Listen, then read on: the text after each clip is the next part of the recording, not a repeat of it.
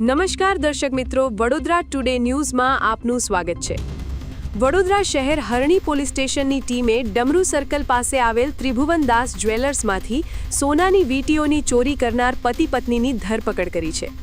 ગત 25 નવેમ્બરના રોજ એક મહિલા ગ્રાહક બનીને આવી હતી અને સોનીની નજર ચૂકવી 3 અસલી સોનાની વીંટીઓની જગ્યાએ ડુપ્લિકેટ વીંટીઓ મૂકી એટીએમમાંથી પૈસા લાવવાનું કહીને બહાર ઊભેના પતિની ઓટો રિક્ષામાં ફરાર થઈ ગઈ હતી। પોલીસ ઇન્સ્પેક્ટર એસવી વસાવા અને તેમની ટીમે સીસીટીવી અને ટેકનિકલ સર્વેલન્સના આધારે તપાસ કરી આજવા રોડ પરના ઓમ રેસિડેન્સીમાં રહેતા પ્રવીણાબેન અને કંચનભાઈ સોલંકીને ઝડપી પાડ્યા છે। પોલીસે તેમની પાસેથી 1 લાખની કિંમતની 3 સોનાની વીંટીઓ અને ગુનામાં વપરાયેલ રિક્ષા કબજે કરી છે। તેમજ તપાસમાં સામે આવ્યું છે કે આ આરોપીઓ અગાઉ કઠલાલ પોલીસ સ્ટેશનમાં પણ ચોરીના ગુનામાં પકડાયેલા હતા। આવા જ તમામ લેટેસ્ટ અપડેટ માટે જોતા રહો વડોદરા ટુડે ન્યૂઝ।